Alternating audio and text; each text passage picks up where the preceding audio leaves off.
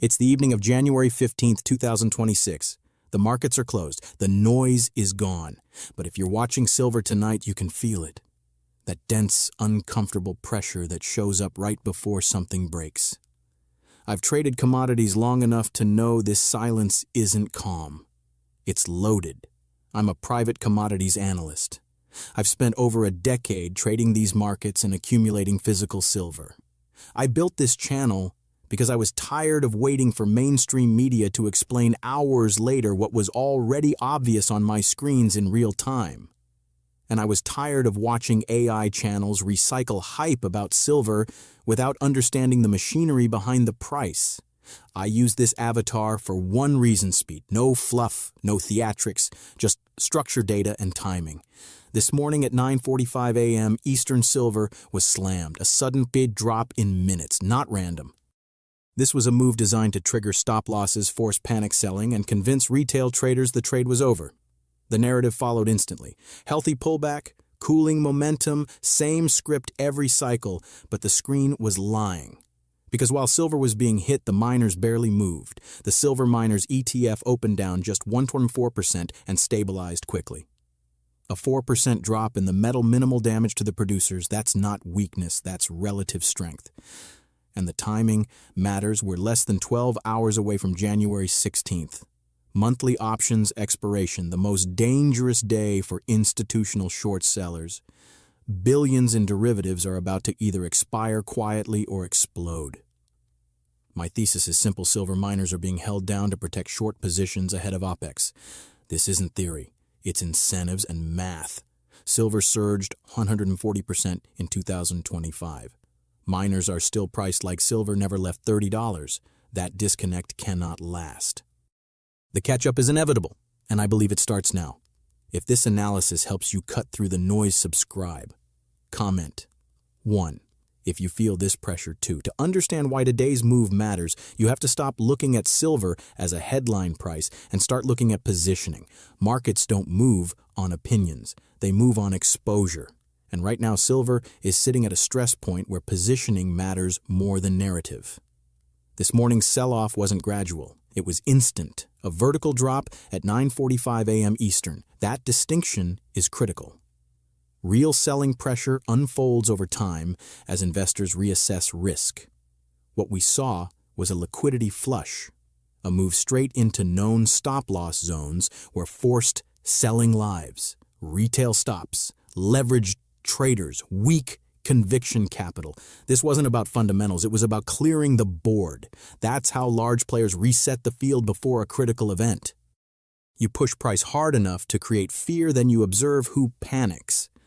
And while that panic played out in silver futures, something very different was happening beneath the surface.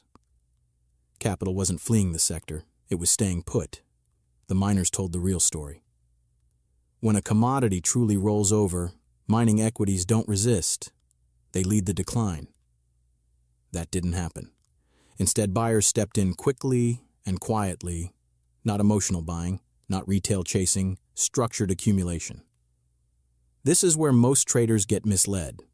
At major turning points, mining equities often move first. They price expectations, not headlines. When miners refuse to confirm weakness in the metal, it's a warning sign that the move you're watching is artificial. And artificial moves tend to appear right before one-thing derivatives settlement. Tomorrow isn't just another session. It's options expiration. Leverage meets reality. In the next chapter, I'll explain the single concept that makes this setup explosive operating leverage. Once you understand it, today's pricing stops looking confusing and starts looking wrong. Now we get to the core mechanism almost nobody talks about, but it's the reason this entire setup exists: operating leverage. If you understand this, the current pricing of silver miners stops being puzzling and starts looking completely irrational. Operating leverage is what happens when revenues explode, but costs don't. Mining is capital intensive, but it's also cost sticky. Labor contracts, energy infrastructure, equipment permitting. These don't reprice overnight.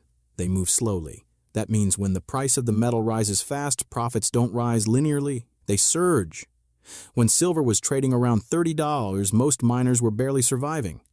all-in sustaining costs sat in the high 20s to low 30s, margins were thin. Cash flow was fragile. That's the mental model most investors are still using. But the market has changed and the model hasn't updated.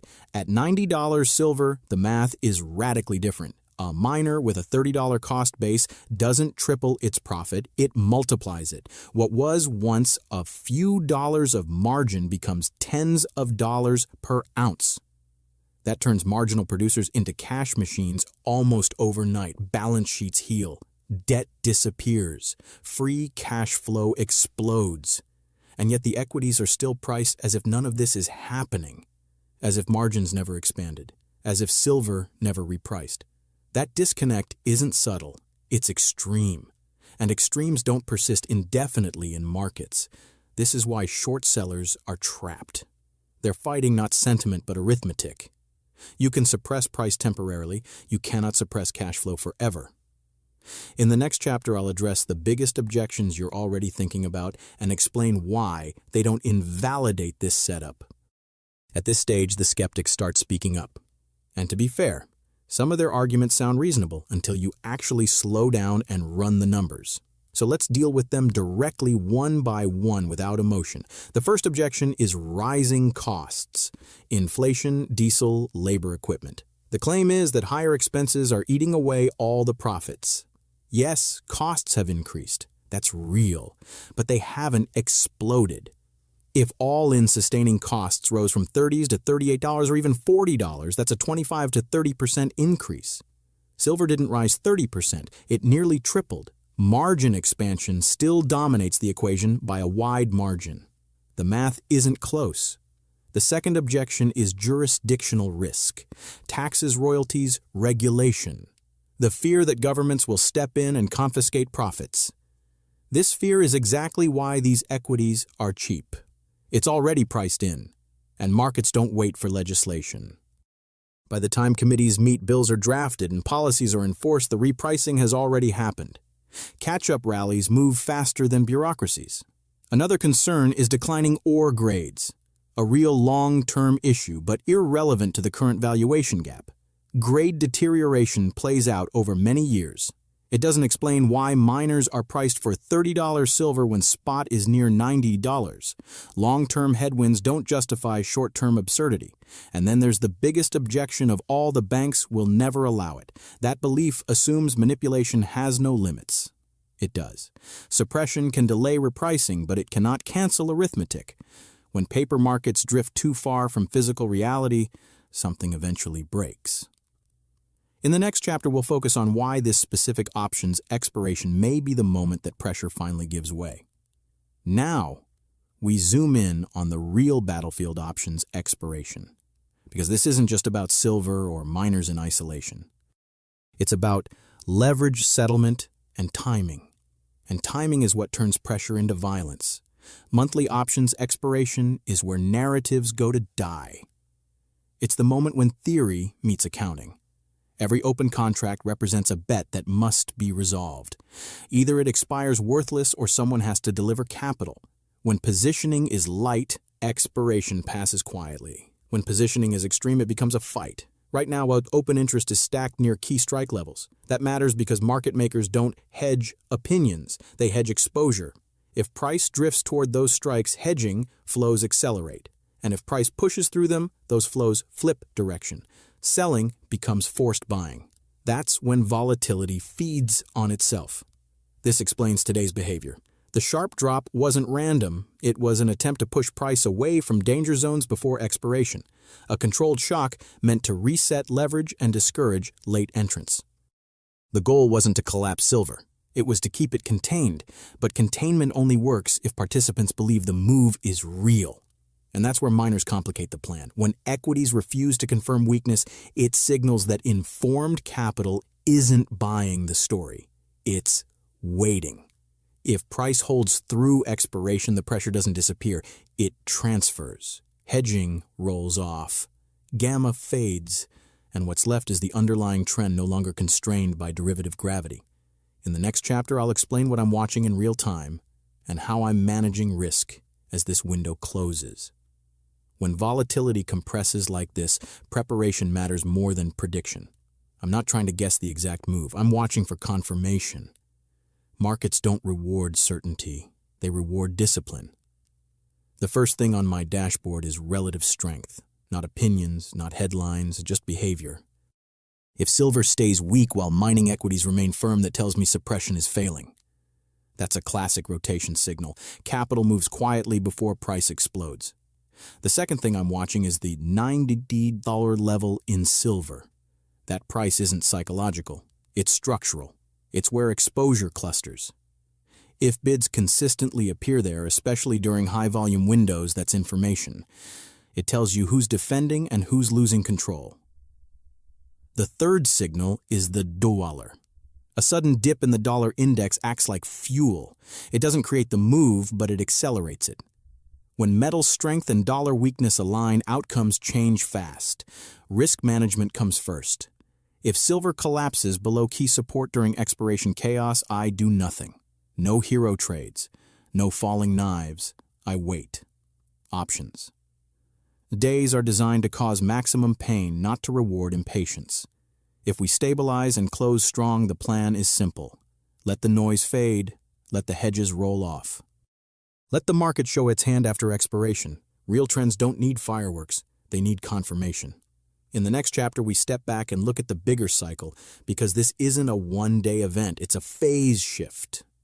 To really understand what's happening now, you have to zoom out. Markets move in cycles, not straight lines. And what we're seeing in silver and the mining equities fits a pattern that is repeated across every major precious metals bull market.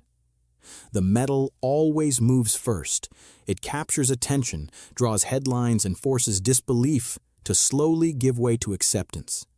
The equities lag. Analysts hesitate. Institutions delay. Capital waits for confirmation. That delay creates the valuation gap. And when the gap becomes too wide, it doesn't close slowly. It snaps shut. We've seen this before. The metal rallies hard. The miners go sideways. Sentiment turns cynical. Commentators call it dead money. Then seemingly out of nowhere, the equities reprice months of ignored fundamentals in a matter of weeks.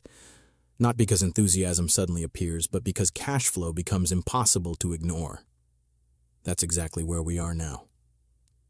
Silver has already repriced. The miners haven't. This isn't late-cycle euphoria.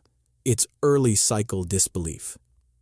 The dominant narrative still frames precious metals as outdated, unexciting, and irrelevant compared to trend-driven assets.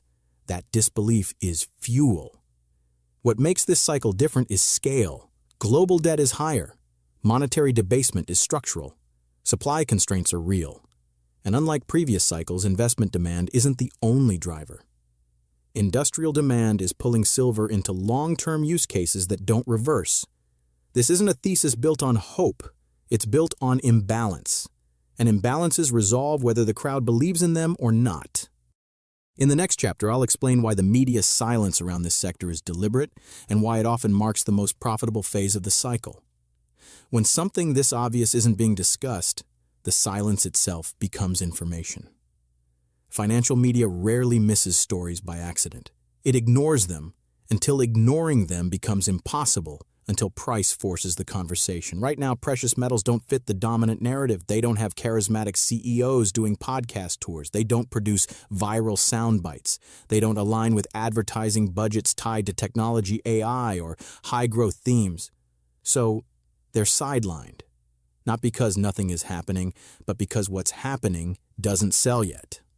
This phase of the cycle is always quiet. Earnings improve before coverage does. Cash flow strengthens before upgrades appear. Institutions reposition before analysts adjust models. Media attention comes last, not first. By the time headlines change tone, the asymmetry is gone, and the easy money has already been made. Silence also serves a purpose. It protects positioning. As long as attention stays elsewhere, accumulation can happen without competition. Shorts can attempt to manage exposure quietly. Price can be nudged instead of chased. But silence doesn't stop reality. It only delays recognition. What eventually breaks the blackout isn't opinion or sentiment. It's numbers, earnings reports, free cash flow statements.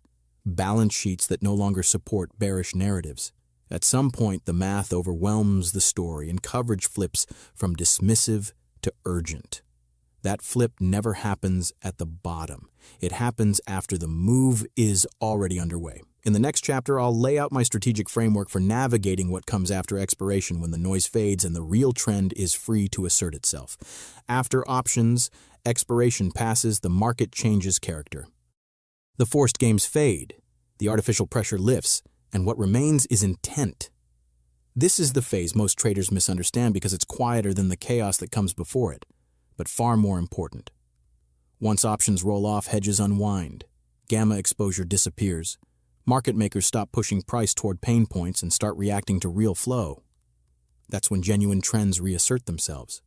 Not with dramatic spikes, but with persistent directional movement that becomes increasingly difficult to fade and increasingly expensive to fight. This is where patience separates professionals from spectators.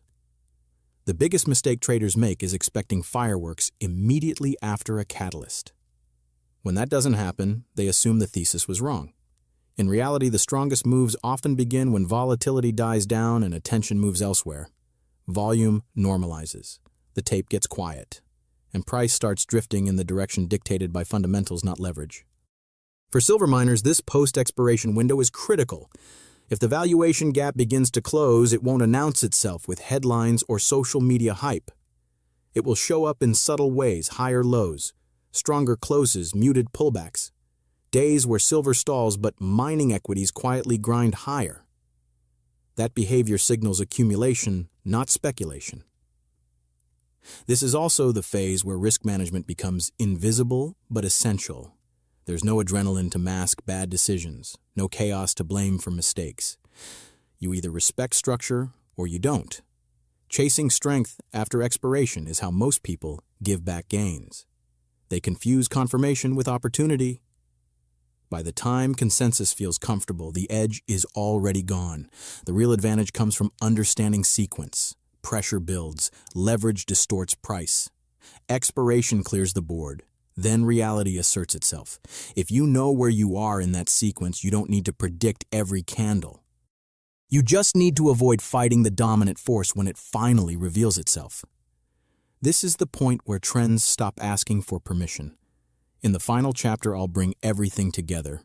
What this setup teaches, the strategic lessons worth carrying forward, and how to stay disciplined when opportunity and risk exist at the same time. Now let's bring this full circle, because this setup isn't just about silver miners or one expiration window. It's about how markets actually work when pressure, leverage, and narrative collide. The first lesson is simple: price is not truth in the short term. Structure is. When derivatives dominate a market, price can be pushed, distorted, and delayed. But fundamentals don't disappear.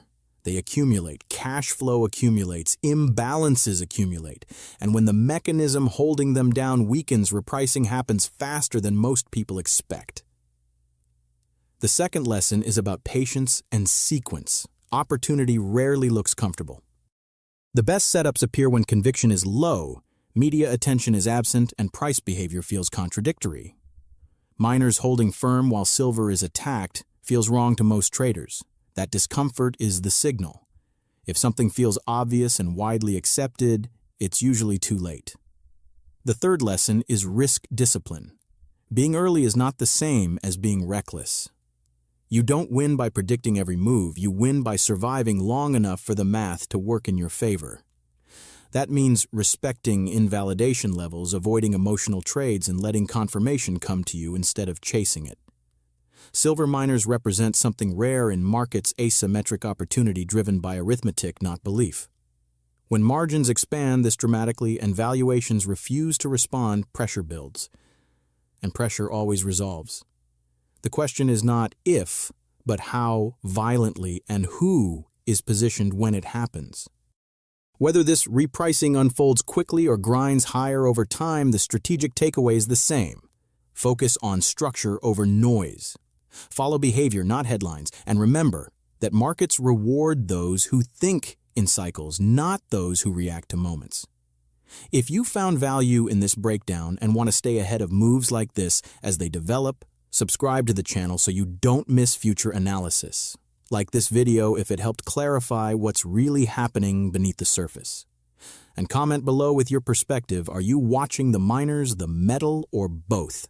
Stay disciplined. Stay patient. The market always reveals the truth eventually.